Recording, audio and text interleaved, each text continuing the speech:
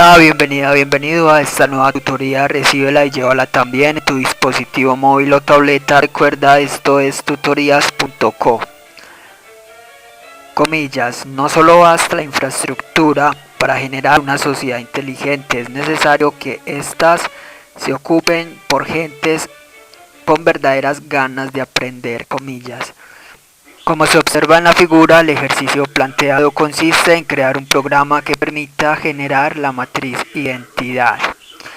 Recuerde que la matriz identidad es aquella matriz que está compuesta toda por ceros, excepto la diagonal principal. La diagonal principal entonces deberá estar compuesta por unos. Esa será entonces la matriz identidad. La diagonal principal en unos, el resto en ceros.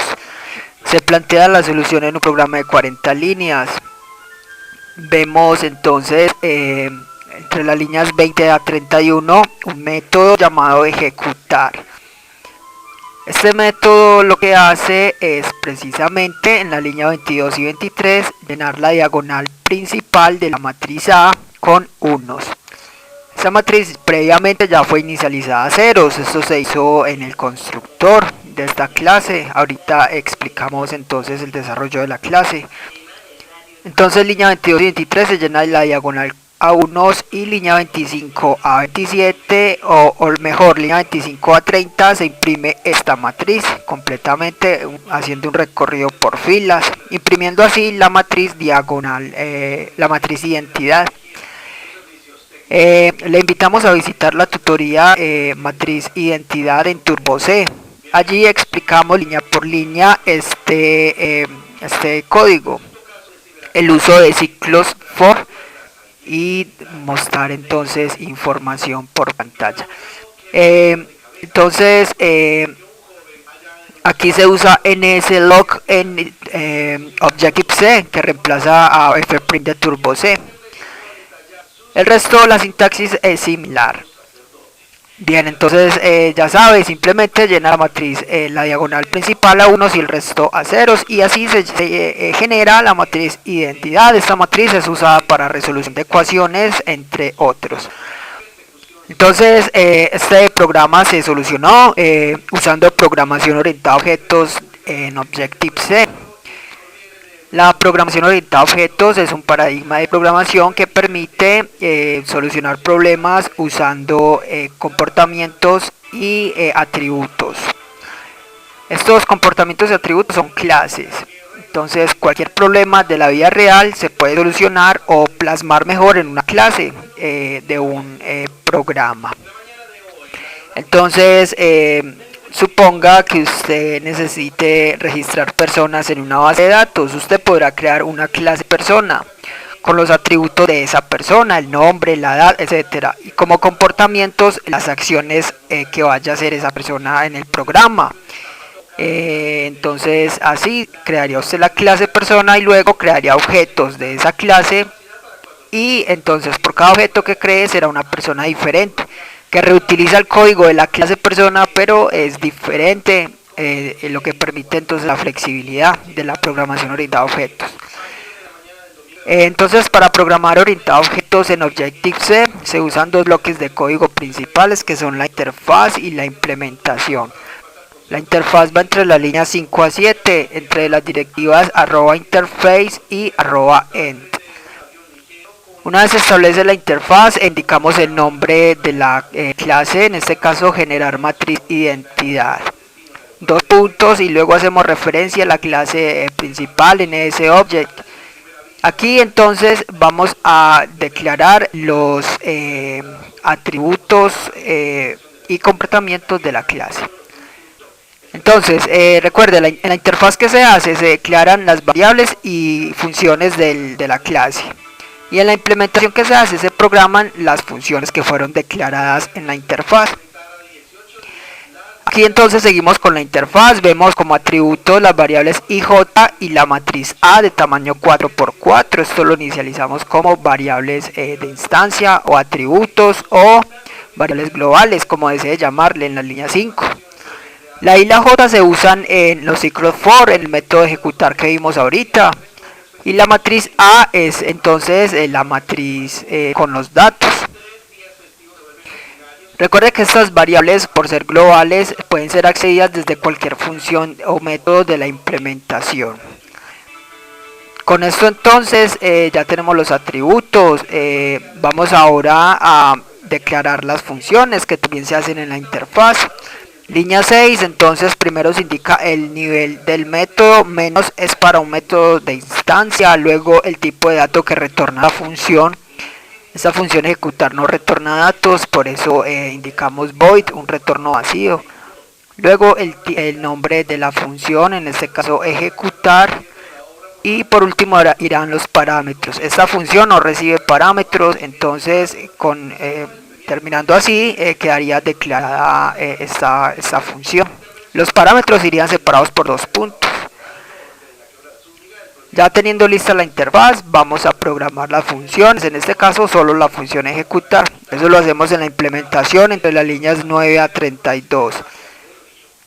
Entonces internamente Objective-C importa la interfaz. Para poder programar una función, esta previamente ya debió haber sido declarada.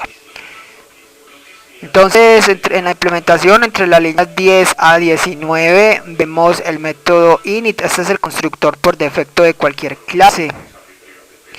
Entonces el constructor es invocado cuando se instancia el objeto. En este caso en la línea 36, cuando creamos un objeto se invoca el constructor, que se encarga de inicializar las variables de instancia o atributos.